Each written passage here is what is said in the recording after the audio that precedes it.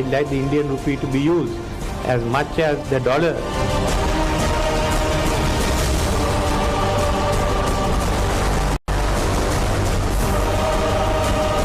भारतीय tourist mobile app के जरिए आईफिल टावर में रुपये में भुगतान कर पाएगा। देश का लीडर मजबूत होता है तो उसके फैसलों से देश मजबूत होता है। जब देश मजबूत होता है तो उसकी करेंसी मजबूत होती है और करेंसी मजबूत होती है तो दुनिया में उस देश का इकबाल बुलंद होता है। प्रधानमंत्री नरेंद्र मोदी जब फ्रांस और फिर यूएई में थे तो इसी मोर्चे पर उन्होंने काम किया और फिर यूरोप और गल्फ के इन देशों में इस मिशन को मोदी ने पूरा भी किया। फ्रांस में अब कोई भी हिंदुस्तानी यूपीआई के जरिए पेमेंट कर सकेगा और संयुक्त अरब अमीरात के साथ रुपए और दिरहम में कारोबार होगा। जब पूरी दुनिया की अर्थव्यवस्था में उथल पुथल मची है, अमेरिका के औद्योगिक खर्च बढ़ गए हैं, कनाडा अपने अर्थव्यवस्था के बुरे दौर में है, यूरोप मंदी से उबर नहीं पा रहा और चीन के औद्योगिक मुनाफे में मई में कमी दर्ज की गई, ऐसे में रुपए को लेकर पीएम मोदी के द्वारा उठाए गए कदम पूरी दुनिया में चर्चा का विषय बने हुए हैं। और ये इसलिए भी हिंदुस्तान के लिए गर्व की बात हो जाती है क्योंकि रुपए में कारोबार का दायरा अब 23 देशों तक फैल चुका है। इसका सीधा मतलब है आज जो पहचान दुनिया में डॉलर की है वही अहमियत रुपए की हो जाएगी और फिर रुपया धीरे धीरे दुनिया के बाजार में डॉलर को रिप्लेस कर देगा। फ्रांस में भारत के यूपीआई के उपयोग को लेकर भी समझौता हो गया है।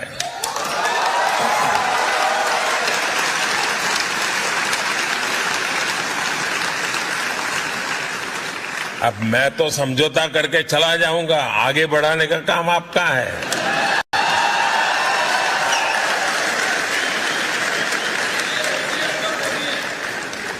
साथियों, आने वाले दिनों में इसकी शुरुआत आईफिल टावर से की जाएगी।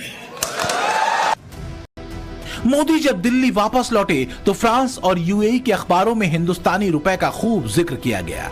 यूएई में तो यह भी दावा किया गया कि दो देशों के बीच होने वाले 85 अरब डॉलर का सालाना व्यापार बढ़कर 100 अरब डॉलर तक पहुंच जाएगा और फिर इसका फायदा लोकल करेंसी को होगा। भारत और संयुक्त अरब अमीरात अगर एक दूसरे से कोई सामान खरीदेंगे तो उसके लिए डॉलर की जरूरत नहीं पड़ेगी और फिर उसके लिए कन्वर्जन फीस नहीं भरनी पड़ेगी। मार्च महीने तक 18 ऐसे देश थे जहां हिंदुस्तानी रुपया इंटरनेशनल हो गया था। अब यह आंकड़ा 23 तक पहुंच गया है। दुनिया के नक्शे पर मौजूद एशिया से लेकर यूरोप के इन देशों में रुपए को बहुत वैल्यू मिल रही है। यह उस पॉलिसी का नतीजा है जिसे मोदी सरकार ने लॉन्च किया था। मोदी के इस विजन का ग्लोबली असर कितना ज्यादा हो रहा है उसे समझने के लिए रुपया रुपया करने वाले हर हिंदुस्तानी को श्रीलंका के राष्ट्रपति का बयान गौर से सुनना होगा। I'd like the Indian rupee to be used as much as the dollar. India to be a common currency. It doesn't matter to us. We'll have to work out how we do it. So this is what we have to do. We have to open out to the world. We have seen the world changing. India is fast developing. India has done rapid economic restructuring, especially under the government of Prime Minister Modi. And you can see the results now. रिश्तों की table पर मोदी आत्मीय हो रहे हैं तो कूटनीति के मंच पर भारत नॉन स्टॉप रिस्क ले रहा है और वो दिन दूर नहीं जब रुपए को अंतर्राष्ट्रीय करेंसी की पहचान मिल जाएगी। इसके लिए हिंदुस्तान को महज एक पायदान और पार करना है और वो है 30 देशों में रुपए से कारोबार का।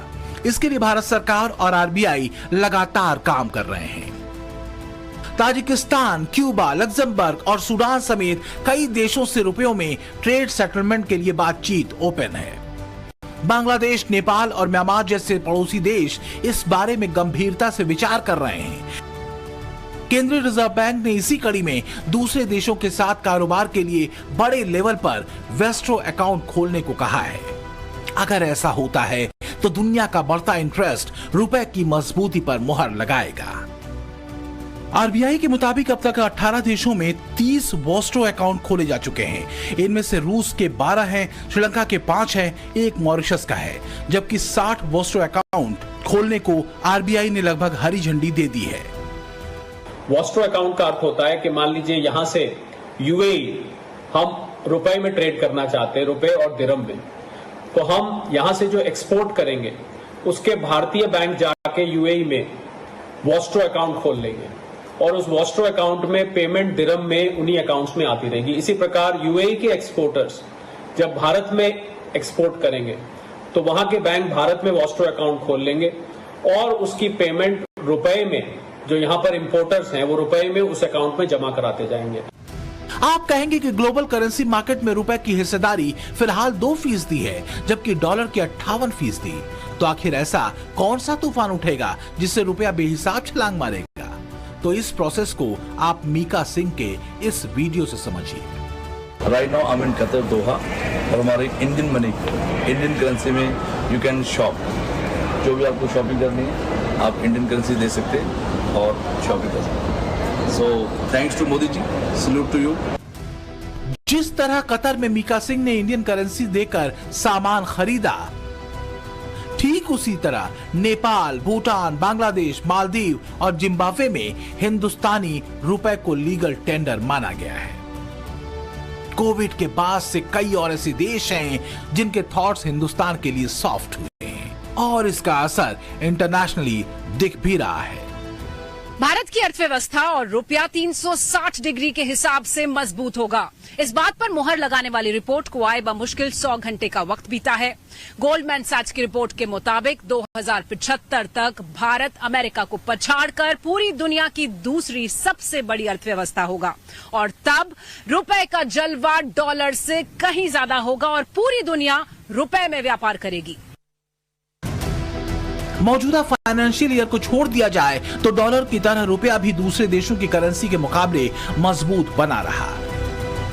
अक्टूबर 2021 में 1 पाउंड के बराबर रुपया 104 था, जो 1 साल बाद 92 रह गया था। इसी तरह 88 रुपए 1 यूरो के बराबर थे, जो अक्टूबर 2022 में 82 रुपए हो गए। जापान की मुद्रा येन अक्टूबर 2021 में 1 रुपए के 0.65 के बराबर थी और 1 साल के बाद ये फर्क 55 पैसे का हो गया था। जो कहते हैं डॉलर मजबूत हुआ और रुपया कमजोर हो गया, उन्हें ये आंकड़े नहीं भूलने चाहिए। और ये बात भी दीगर है कि रुपए से दूसरे देशों में कारोबार होगा तो हिंदुस्तान का बहुत फायदा होगा। भारत की डॉलर पर निर्भरता खत्म हो जाएगी। डॉलर पर अगर संकट आया तो व्यापार पर असर नहीं पड़ेगा। अंतर्राष्ट्रीय बाजार में भारतीय बैंकों के लेन देन का दायरा बढ़ेगा। एशियाई विकास बैंक जैसों का कर्ज रुपए में लौटाने का रास्ता खुल जाएगा। इंटरनेशनल ट्रेडिंग में रुपए के इस्तेमाल से आम आदमी को कई लाभ होंगे। इसमें सबसे बड़ा फायदा महंगाई से निजात के तौर पर मिलेगा। कई प्रोडक्ट सस्ते हो सकते हैं। रुपया का डॉलर करना पड़ता है, रुपया का पाउंड करना पड़ता है कि नहीं करना पड़ता है?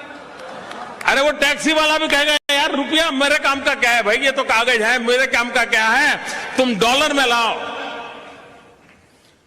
भारत के करेंसी उसकी इज्जत बढ़नी चाहिए कि नहीं बढ़नी चाहिए? विश्व भारत की करेंसी को भी उतना ही सम्मान दे या हम चाहते कि नहीं चाहते? ये रुपये की इज्जत का कमाल है।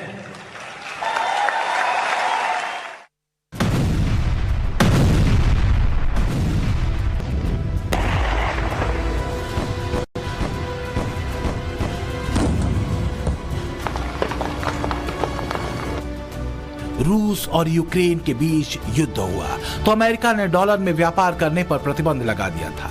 रूस को इसके बाद दूसरे देशों से डील करने में दिक्कत हुई, मगर उसने इस चुनौती से निपट लिया। मान लीजिए अगर ऐसी ही सिचुएशन कभी हिंदुस्तान के सामने आ खड़ी हुई तो अपनी करेंसी के ग्लोबल होने पर ट्रेड का तनाव नहीं रहेगा।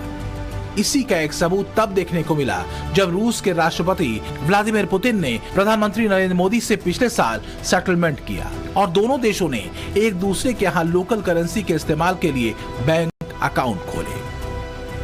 नतीजा ये हुआ कि भारत ने रूस के साथ इस समझौते की बदौलत तब से अपना 30 अरब डॉलर से ज्यादा रुपया सेव कर लिया, जबकि ईरान के साथ तेल भुगतान का 50% यूरो में दिया जाता है, वही 50% का सामान निर्यात किया जाता है। भारत न सिर्फ इंटरनेशनल करेंसी बनाने पर जोर दे रहा है, बल्कि इंटरनेशनल ट्रेड के लिए रूट भी तैयार कर रहा है। भारत ईरान में मौजूद चाबहार पोर्ट पर $85 मिलियन इन्वेस्ट करने वाला है। ऐसा इसलिए किया जा रहा है जिससे सेंट्रल एशिया और यूरोप के जरिए भविष्य में जो व्यापार लोकल करेंसी में होगा, इसके लिए इस पोर्ट का भी इस्तेमाल किया जाए और इससे ट्रांसपोर्ट का वो खर्च भी बच जाएगा जिसकी मार अलग से झेलनी पड़ती है। ये हमारा एजेंडा है। कारोबार के लिए नेशनल करेंसी को प्रयोग में लाना हमारा एजेंडा रहा है। इससे कई देशों में कमर्शियल और आर्थिक बदलाव लाए जा सकेंगे। इस मामले में भारत ने काफी तरक्की करके बहुत बड़ी छलांग लगाई है। हालांकि इसके लिए दुनिया की उस लॉबी का प्रेशर भी हिंदुस्तान को झेलना है जो अमेरिका के साथ खड़ी है, उसके डॉलर को सपोर्ट करती है, क्योंकि रुपए से ग्लोबल ट्रेड हुआ तो डॉलर कमजोर होगा और फिर अमेरिका की इकोनॉमी टूट सकती है। मोदी का यही प्लान है जिसे अमेरिका अच्छी तरह समझ चुका है।